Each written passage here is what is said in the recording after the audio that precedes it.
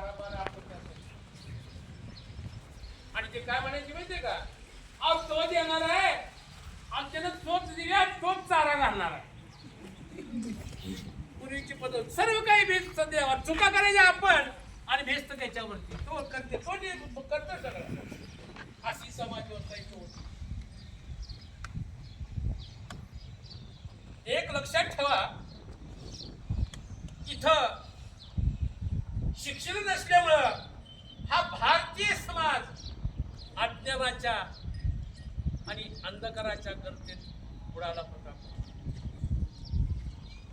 महिलांची परिस्थिती अशी होती, मुलींची परिस्थिती अशी होती जुन्या कायद्यानुसार.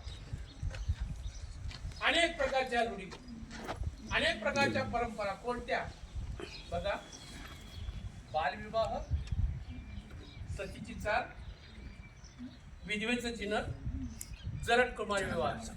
आता प्रत्येकाचं आणि मग काय होतं, एक या लहान असतानाच पाळण्याला बाशिंग बांधायचं. आणि सतीची चाल म्हणजे पती मेल्यानंतर तुझं पाठीमाग काय होतं. त्या प्रेताबरोबर पतीच्या या स्त्रीला वाजवत जीवन लावून जायचं, हे जुन्या कायद्यात होतं. आणि या महिलांचं अस्तित्व, मुलींचं अस्तित्व काय होतं बघा. या कायद्यानुसार मुलींचं अस्तित्व होतं चूल आणि मूल, रांदा, वाडा, मुष्टी खरकटी काढा. आणि लहान असताना जुन्या कायद्यानुसार लहान असताना वडिलाच्या धाकात, लग्न झाल्यानंतर पतीच्या धाकात, वयस्कर झाल्यानंतर मुलाच्या धाकात. पुरुषाच्या आधाराशिवाय ती जगूच शकत नाही. हा जुना कायदा. एवढंच नाही, अनेक प्रकारचे देव, अनेक प्रकारचे उपास, तपास, व्रत, वैकल्य, सुवासिनी घालणं, त्या महिलांच्या बाबतीत प्रथा होत्या, आजही आहेत. आणि भारतीय समाज एक लक्षात ठेवा, इकडे लक्ष द्या.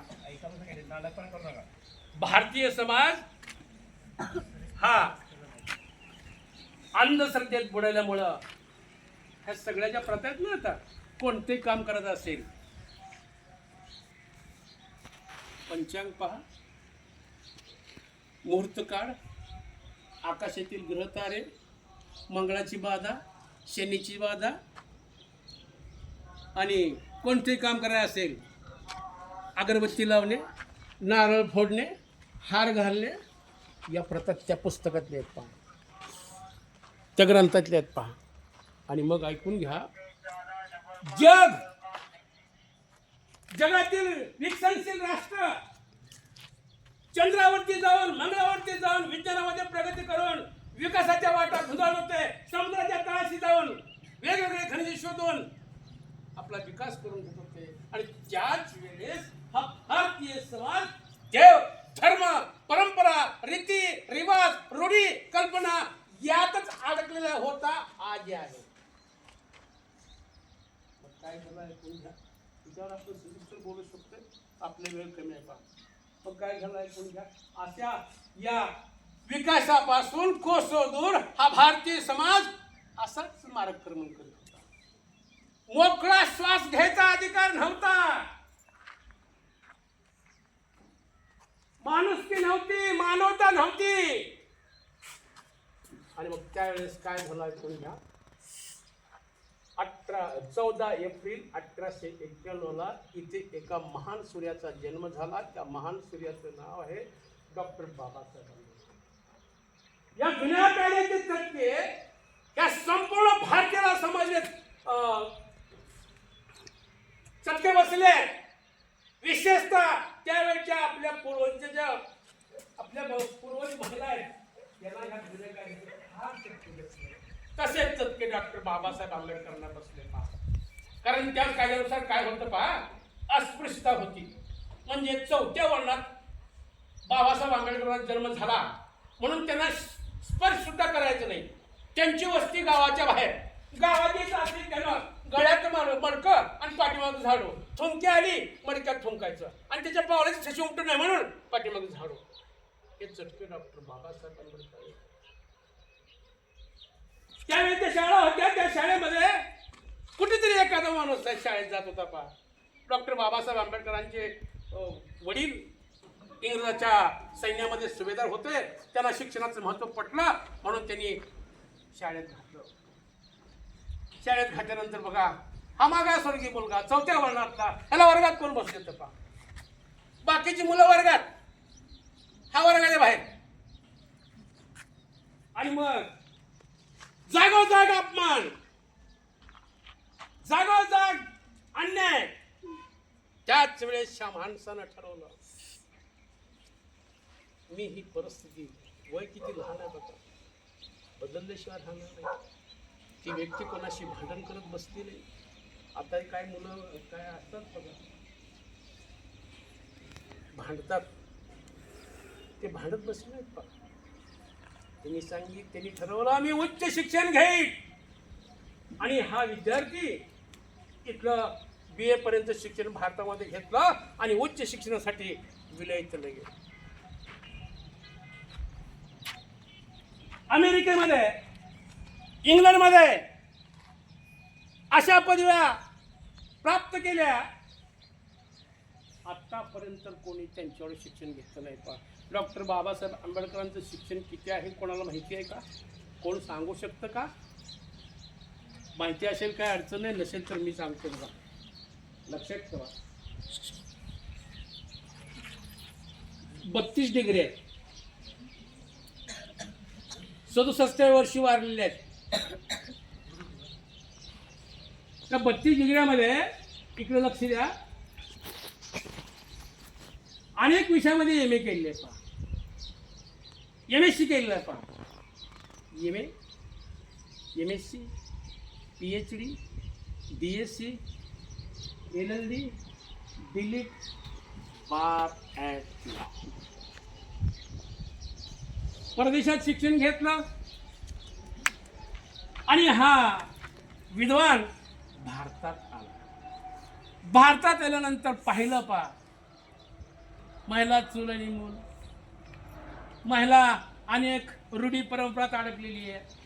तिच्या नावावर जागा नाही, तिच्या नावावर जमीन नाही, तिला स्वतंत्र अस्तित्व नाही, पुरुषांना शिक्षण नाही, विकासाच्या वाटा सगळ्या बंद पडलेल्या आहेत, विज्ञान नाही. त्याच्या लक्षात आलं, भारतीय समाजाचा विकास का होत नाही, त्याला कोण जबाबदार आहे? त्यांनी अनेक धर्माचा अभ्यास केला. त्यांच्या लक्षात आलं, इथला जो मनुस्मृती नावाचा ग्रंथ आहे, या मनुस्मृती ग्रंथामुळं या देशाची प्रगती थांबलेली आहे. म्हणून काय केलं त्या महामानवानं बघा, तो मनुस्मृती नावाचा ग्रंथ 25 डिसेंबर 1927 ज्या दिवशी येशू ख्रिस्ताचा जन्म होतो, त्या दिवशी तो ग्रंथ घेतला. रायगडाच्या पायथ्याशी महाड नावाचं गाव आहे आणि महाडला हा ग्रंथ माणसात भेद करणारा, महिलांच्या वरती अत्याचार करणारा, महिलांना अनेक रूढी संकल्पना अडकवून ठेवणारा आणि विकासाच्या वाटा बंद करणारा, त्याच ग्रंथात सांगितलं होतं. बा काय सांगितलं होतं, समुद्र उल्लंघन करणे पाप आणि इंग्रज मात्र समुद्र उल्लंघन करणे जगावर राज्य. पण आमचा धर्मग्रंथ त्यावेळेचा सांगत होता, समुद्र ओलांडून गेले की पाप होते. अशा अनेक संकल्पना आहेत. आता सुद्धा आपण संकल्पना, मांजराला गेलं, कुत्र ओरडलं, अनेक आहेत. हे त्या ग्रंथाच्याच कल्पना आहेत सगळ्या. आणि मग काय झालं, पुस्तकावर जीवापाड प्रेम करणारा डॉक्टर बाबासाहेब आंबेडकर म्हणजे व्यक्ती कोण आहे बघा, नीट ऐकून घ्या. स्वतःच्या प्राणापेक्षा प्रिय कागद आणि पुस्तक मानणारा हा व्यक्ती. हा महामानव एक पुस्तक दहन करतो. विचार करा, ते पुस्तक किती विषारी असेल. ते पुस्तक दहन केलं आणि स्वतः पहिल्यांदा मोकळा श्वास सोडला. संपवलं एकदाचे हे मोकळा श्वास सोडला. मग इथं एक कवी काय म्हणतो बघा, नीट ऐकून घ्या. हीच आमुची प्रार्थना न हेच आमुचे मागणे. हीच आमुची प्रार्थना आणि हेच आमुचे मागणे. माणसाने माणसाशी माणसा सम वागणे. हा जुना कायदा माणसाला माणूस म्हणून किंमतच देत नव्हता. त्यामुळे माणसाबरोबर माणसाला त्या जुन्या कायद्यानुसार वागणं जात नव्हतं. धर्म जाती प्रांत भाषा भेद सारे संपू दे. एक निष्ठा एक आशा एक मनी रंगू दे. आणि पुन्हा उजळो मनावर शुद्धतेचे चांदणे. पुन्हा कायदा संपून टाकला डॉक्टर बाबासाहेब आंबेडकरांनी. आणि मग ह्या कवितेतून कवी काय म्हणतो बघा, आता मन तुझं स्वच्छ कर. जुनं दहन केलेलं आहे बाबासाहेबांनी, आंबेडकरांनी ते दहन केलं. आता मन तुझं पहिलं जे तुझ्या मनावर जळमट होती, आता तुझं मन चांगल्यासारखं. हीच आमुची प्रार्थना आणि हेच आमुचे मागणे. माणसाने माणसाशी माणसा सम वागणे. भोवताली दाटला अंधार दुःखाचा जरी. सगळा देशच दुःखात होता. अंधार दाटला होता सगळा. भोवताली दाटला अंधार दुःखाचा जरी. सूर्य उगवेल उद्या सत्याचा. आज अंधार आहे पण सत्याचा सूर्य उद्या उगवणार आहे. हे डॉक्टर बाबासाहेब आंबेडकरांनी सिद्ध करून दाखवलं. सूर्य उगवेल उद्या सत्याचा आहे ही खातरी. तोवरी देया मा काजव्याचे जागणे. माणसाने माणसाशी माणसा सम वागणे.